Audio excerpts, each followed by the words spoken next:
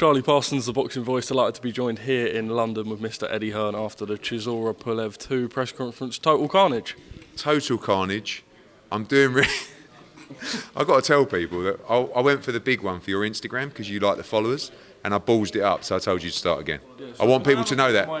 I want people to know that because I don't want people to think that I'm either telling interviewers what you can and can't ask, or I'm telling you to stop, or I'm editing it. Now your light's gone. We're still on. Okay, we're still on. So you want me to give you a little bit for your Instagram, yeah? Okay. I'll be honest with you, Parsons. I am feeling unbelievable. Fuck's sake, Parsons. It's still recording, don't worry. But we're not doing it without the light, because you've got to get my eyes in. The eyes are in. Yeah, but they don't... It's not my these, fault. you know... We're going. Okay. I'll be honest with you, Parsons. I'm feeling unbelievable. I turned 43 this week. I'm in the shape and form of my life.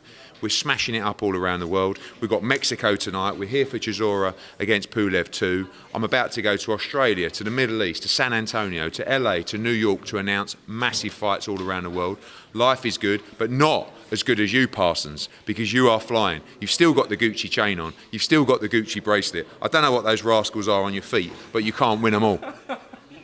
And I see a little picture on your Instagram. Are you in a relationship, Parsons?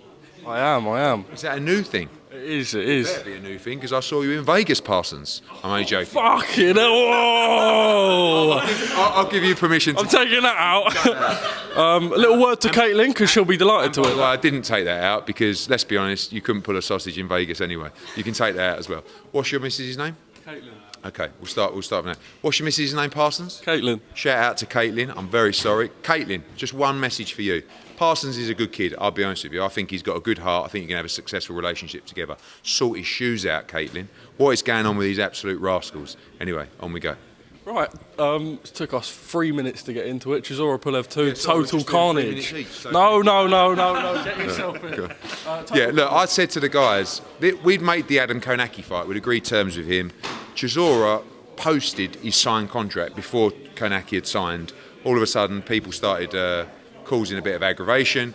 That fight fell through, and somehow we managed to get Chisora-Pulev in the fight, which I think is a much bigger fight, a better fight, and looking forward to a big show on July 9th at the O2.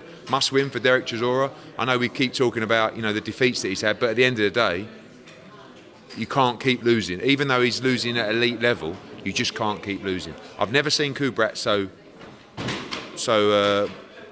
confident, so up. I mean, it's like that he had a couple of tequilas before he turned up. So he's so convinced he knocks Chisora out, and Chisora stuck the bet on himself as well. So looking forward to a good heavyweight fight. What can we expect in terms of the undercard? You got Madrimov against Soro, final eliminator for the WBA light middleweight world title. You've got Felix Cash is going to be in a big fight as well.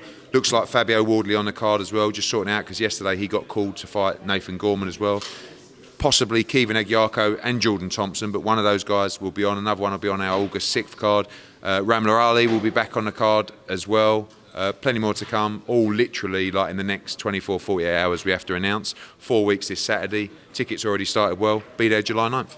Perfect. Anthony Joshua, does it look like he's going to come to the zone? You said on TalkSport this morning the broadcast deal has been done.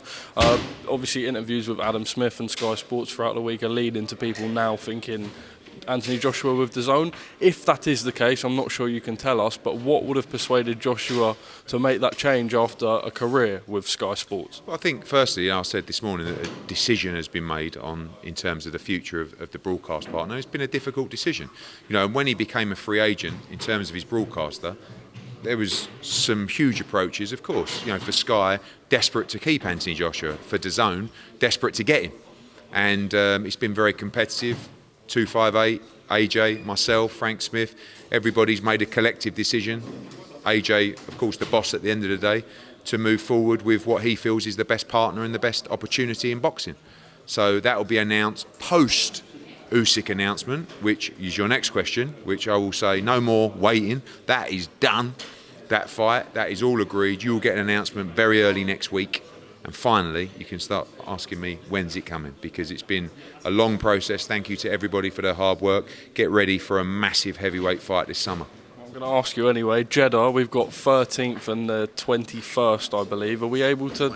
20th, sorry. Are we able to know what one of the dates? Maybe as early as Monday.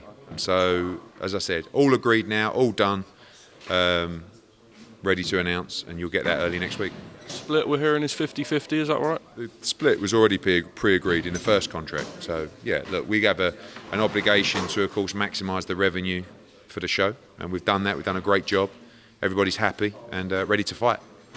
World press tour, obviously, with the DAZN's audience in America. Will that be America, UK and Saudi? It'll be in Middle East and it'll be in London. So you'll get your meat Parsons. Robert Garcia may be hinting at Joshua's mentality after the Ruiz loss. Maybe that, one of the reasons that they've linked up together. Is there anything that you can say about Joshua's mentality since that defeat? Has he changed as a fighter? No, I think he's understood a lot more about the sport and what it takes to win and lose. The dangers of trading up and getting hit as a heavyweight. And I think that the main thing going into this fight of Usyk, I've never heard him so confident, because I think he's accepted now that he got it wrong last time. And he wanted to prove people wrong last time. He was probably a little bit stubborn at times as well, but he needed to go out there and learn from this. He's so positive this time around. I think Robert Garcia will be a great addition to the camp for that positivity. And I think that, he's in a great place. Very tough fight. I believe he's going to win this fight by stoppage. And I believe AJ will be world heavyweight champion again. Katie Taylor, next fight, Croke Park, potentially. Holly Holm is a name that's been thrown about. Hasn't fought, I don't think, as a boxer since like 2013, 2014. Obviously, massive name just in female combat sports, though. Is she in the mix for that fight? We saw DAZN put a post up about her. Yeah, it's one that's been discussed before. Obviously, I think still with the UFC, so that would have to go through Dana White. But we'd love the Serrano rematch. I think Amanda doesn't want that fight, so we have to look at other options for Katie Taylor. Whether that's Croke Park, whether that's 3 Arena in Dublin, whether that's in England, we'll decide that. But I think end of September, early October is about the date for her.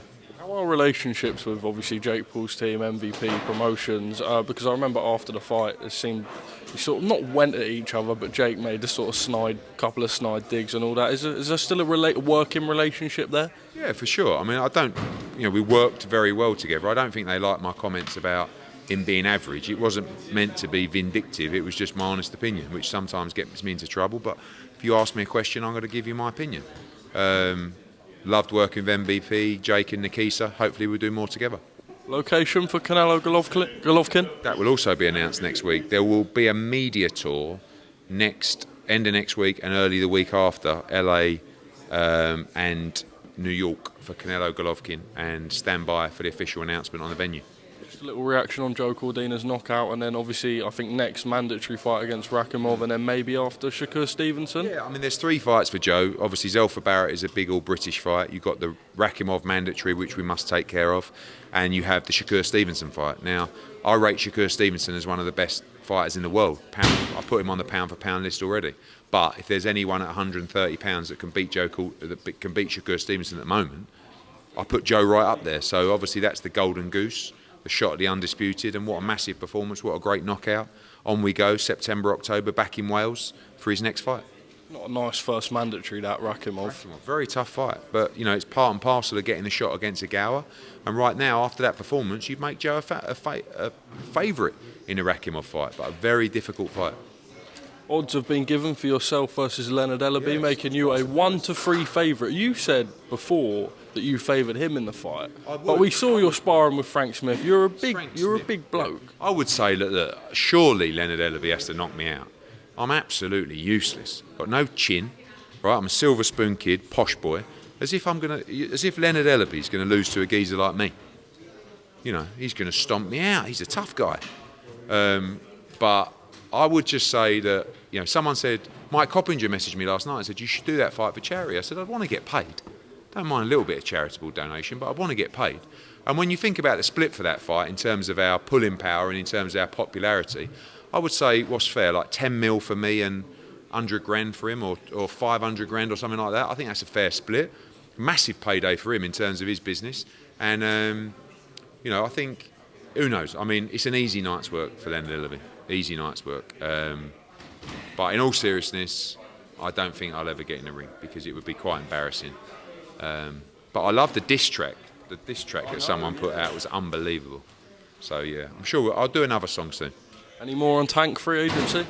No, as I said, I got a legal letter from Leonard Ellerbe and Mayweather Promotions telling me to stop talking about it or whatever I was doing wrong. But you know, if the opportunity arises, love to make him a monster offer. Just your reaction, if you've seen it, to the press conference between Trevor Bryan and Daniel Dubois, Don King waving around his US flag. I mean, it was brilliant, wasn't it? It was brilliant. Listen, Don King's, you know, in terms of what he does and the ethics in terms of he conducts his business, that's another thing. Great promoter, one of the great promoters.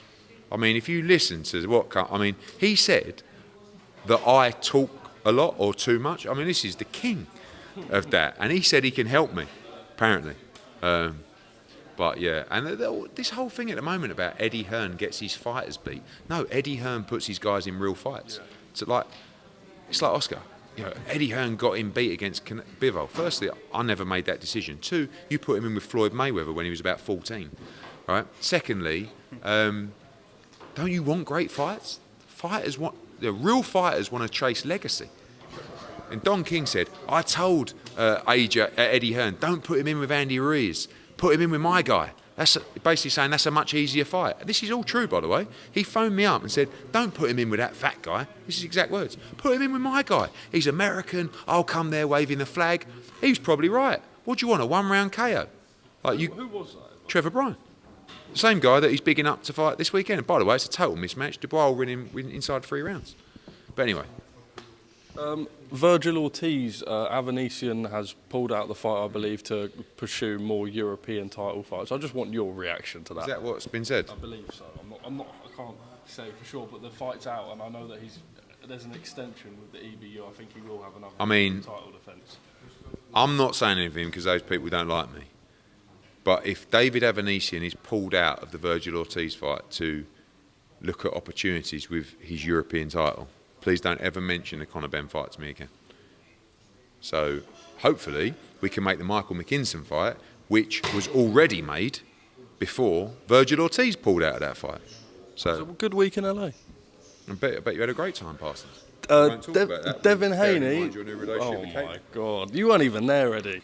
Okay. Devin Haney with his win over George Kambosos. Just your reaction, undisputed champion of the world. Great. I mean, masterclass from Devin.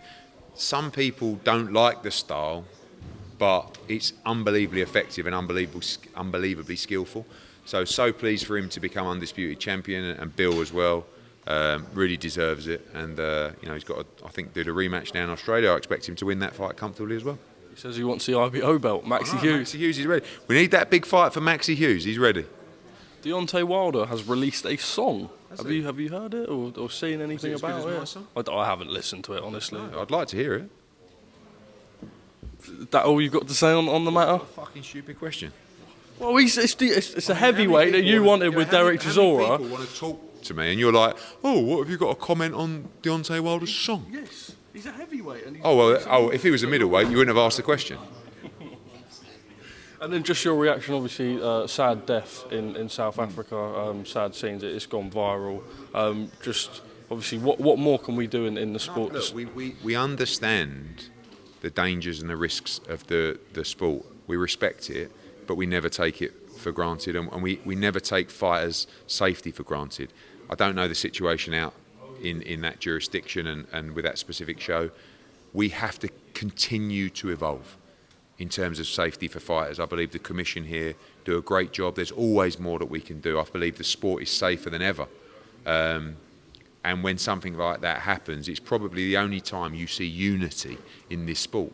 Everyone's devastated, whether they know the individual or not, and our thoughts with his family, and may God bless his soul. Thanks, Eddie. Look forward to you reposting that on Instagram. 100%.